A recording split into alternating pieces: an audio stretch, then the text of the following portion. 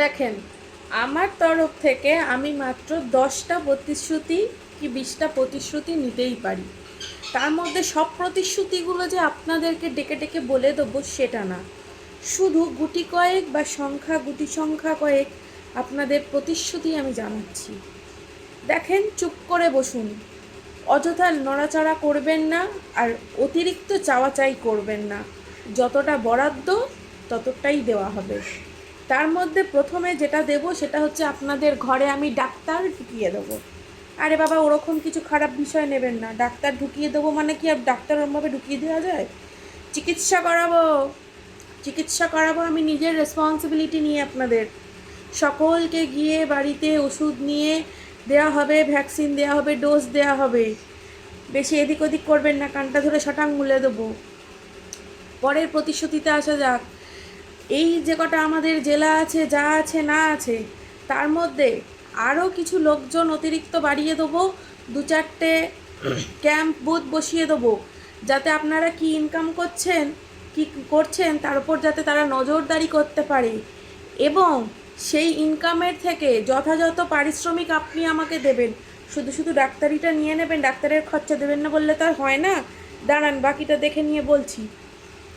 আজীবন আপনি, আপনার মেয়ে, আপনার শালি, আপনার মা, আপনার বাবা, মানে বাবা না, সরি, বারবার জেন্ডার গুলিয়ে যায়, জানেন তো আমি একটু সতীদাহ প্রতিদাহ করে ফেলি, এই একটা সমস্যা। যাই হোক, যত বাড়িতে উইমেন আছেন, লেডিস আছেন, সবাইকে সারা জীবনের জন্য ভাতা আমি দেবো। ভাতা দিই আর ভাতা দিই, হোয়াট হ্যাপেনিং, দেবো। অতিরিক্ত খরচ জমি নেই, সবাই জানেন, অর্ধেকের বেশি বাড়ি হয়ে গেছে। যেটুকুনি আছে তাতে ন্যূনতম চাষ হয়। তার জন্য গাদা গাদা বীজ কেনার তো দরকার নেই। বীজ কিনতে গেলে, ফসল লাগাতে গেলে অতিরিক্ত খরচা করলে হবে না। মেপে মেপে খরচা করবেন, আমি মেপে মেপে আপনাদের খরচ দেবো, বুঝলেন? অতিরিক্ত চাষ করার দরকার নেই, কারণ এখন যা সবজির দাম, কেউ বেশি খায় না। দাম তো সবজির কমবে না, তাহলে আপনি প্রোডাকশন বাড়িয়ে কী করবেন? তাই আপনি অল্প কিছু চাষ করবেন, অল্প কিছু সহযোগিতা নেবেন, আর অল্প কিছু সাপ্লাই করবেন। অতিরিক্ত কিচ্ছু করার দরকার নেই, যেমন পাবেন তেমন খাবেন। তারপরে যেটা হচ্ছে, ভালো ভালো বাড়ি, সেগুলোকে চাপ দিয়ে ভেঙে দেওয়া হবে। না না, আমি বুলডোজার পাঠিয়ে দোতলা তিনতলা বাড়িগুলো ভেঙে দেবো না, এটা ভাববেন না। মানে যদি পড়ে যায়, মাঝে মাঝে বাড়িতে একটু হেলে যাচ্ছে সেই বাড়িগুলো, না সেইগুলো না, মানে যেগুলো ঝড়ে পড়ে যায়, গ্রামের দিকে থাকে না। শহরে কোনো বাড়ি ফাড়ি সেরকম একটা হয় না, যাই হোক এমনি নিজেদের বাড়ি থাকে।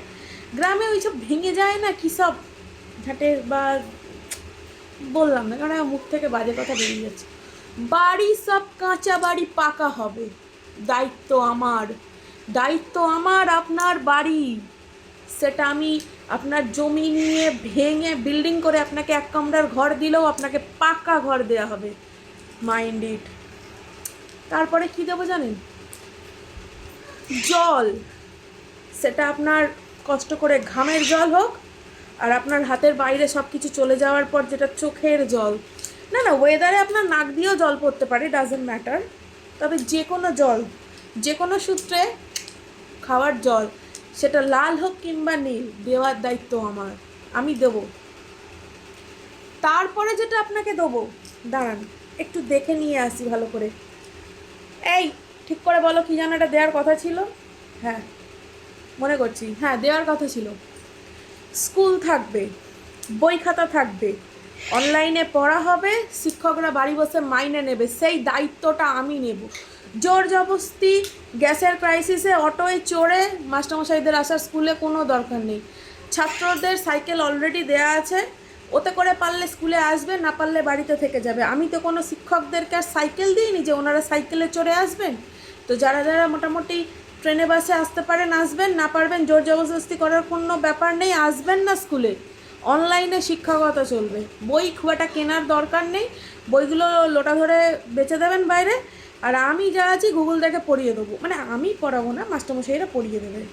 আমি সুকাঠামো একটা রেডি করে দেবো, যাতে এখানে শিখলে ওখানে গিয়ে কথা বলতে পারি, এখানে জুং পুং পড়ালে ওখানে গিয়ে টুং টুং টুং করে যেতে বাজে। এখানে যদি সারাউন্ডিং সিস্টেম আমি লাগাই, ওখানে গিয়ে আপনারা সেই সুতো ধরে একদম সূত্রের গান শুনতে পাবেন। এই রকম শিক্ষা আমি দেবো, সেই শিক্ষায় শিক্ষিত করব। তারপরে যেটা আপনাদের দেবো, ওই দিকের বাংলাটাকে যেন কি বলা হয়, আচ্ছা আমরা যদি পশ্চিমবঙ্গে থাকি ওটা যেন পূর্ব বাংলা বলা হয়, পূর্ব বাংলা।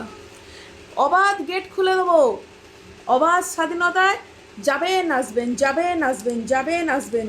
ওপার থেকে আলু পেঁয়াজ পাঠাবেন না, ওই দেশে আলু পেঁয়াজ চাষ হয় না, এখান থেকে ওইদিকে যাবে, কিন্তু ওদিকে লোকগুলো এদিকে আসবে হালকার উপর দিয়ে।